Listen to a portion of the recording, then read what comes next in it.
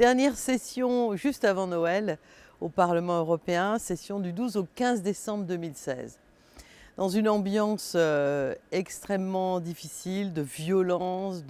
d'insécurité, de fragilité, avec des bouleversements très importants, avec cet effroyable siège d'Alep, avec des milliers, des dizaines de milliers de gens pris en étau et coincés, et des dizaines de milliers d'enfants qui sont en très grande difficulté. Nous abordons cette session. J'ai eu l'occasion lundi de pouvoir évoquer un certain nombre de ces dossiers directement avec le président Timmermans, qui était le vice-président, mais qu'on qualifie évidemment de président, vice-président de la Commission européenne, qui était présent dans notre ville de Nancy, et qui est un lieu auquel il est très attaché puisqu'il y a fait ses études au centre européen, au centre universitaire européen. Donc une session avec une vingtaine de points à l'ordre du jour et avec un temps fort, symbolique, qui est le moment de la remise du prix Sakharov, le prix de la liberté de l'esprit, le prix de la liberté de penser, qui est le prix du Parlement européen et qui porte ce nom symbolique de Sakharov, le dissident russe, qui donc a écrit de nombreux ouvrages pour traduire cet emprisonnement qui était celui du joug sous le règne soviétique. Et le prix Sakharov sera décerné cette année, pendant cette session, à Nadia Mourad et Lamia Al-Bashar, qui sont deux jeunes femmes militantes de la minorité yézidi et qui ont survécu et qui ont raconté cet effroyable esclavage sexuel auquel les avait soumises le groupe État islamique en Irak. Elles recevront donc le prix de la liberté de l'esprit pendant cette plénière. Pendant cette plénière aussi, nous aborderons, comme traditionnellement, mais c'est important, le bilan des 6 mois de présidence slovaque, avec un débat avec le Premier ministre slovaque, M. Robert Fico, et en présence bien sûr du président de la Commission.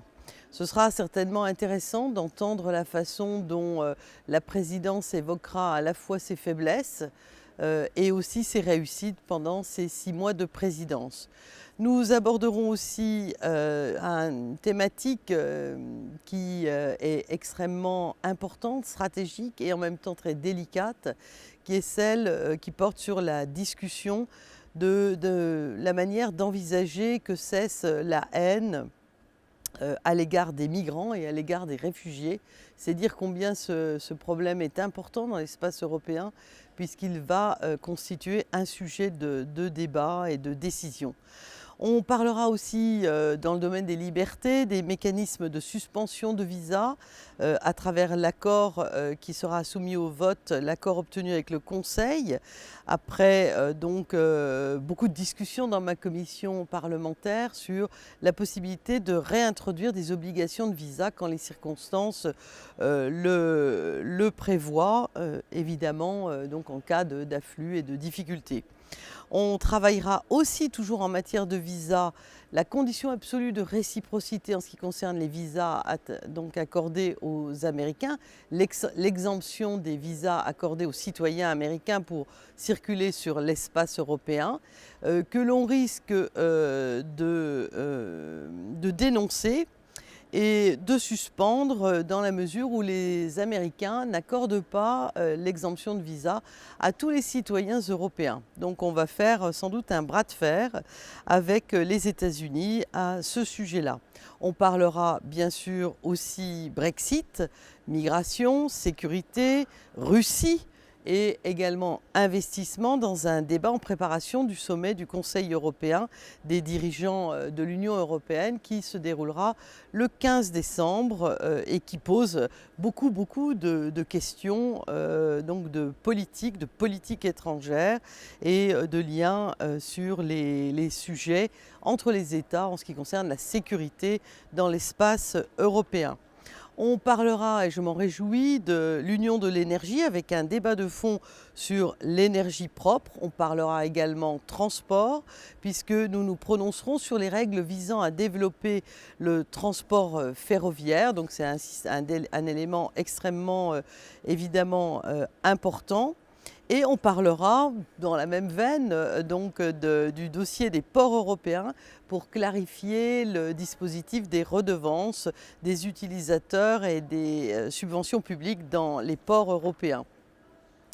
Voilà l'essentiel des sujets, mais je veux dire un mot sur un dossier qui revient dans l'actualité européenne, qui est celui de la limitation de la pêche en eau profonde à 800 mètres de profondeur dans l'Atlantique Nord-Est. C'est un dossier qui avait été très fortement débattu et donc qui m'avait amené, et on avait gagné d'ailleurs, avec d'autres évidemment, à m'opposer très fermement à ce que l'on ratisse le fond des mers et que l'on porte un préjudice très important donc à tout le patrimoine halieutique qui vit dans les fonds marins et qui se reproduit beaucoup plus lentement que d'autres. On parlera bien sûr des dossiers d'affaires étrangères avec Federica Mogherini, Moyen-Orient, Russie, Afrique du Nord, et aussi de quelques dossiers économiques avec l'Ouzbékistan et l'Équateur. Et il y a un dossier aussi beaucoup plus technique, peut-être qui est moins sensible pour les citoyens européens que nous sommes, qui porte sur la révision générale du règlement du Parlement européen. C'est en quelque sorte notre cadre de travail qui est toiletté et qui sera adopté. Et enfin, je ne veux pas achever cette présentation rapide avec des bottes de 7 lieues sans évoquer deux choses. Le débat qui sera mis sur la table du Parlement en présence du Conseil et de la Commission à propos des fuites en très très grand nombre des données que nous avons découvertes dans le cadre des données qui ont été confiées pour des enquêtes sur le terrorisme à l'agence qui est Europol. Et le dernier point que j'ai gardé pour la fin, c'est la résolution qui portera sur le Tibet et les atteintes aux droits de l'homme sur cette partie du monde venant de la part du régime chinois.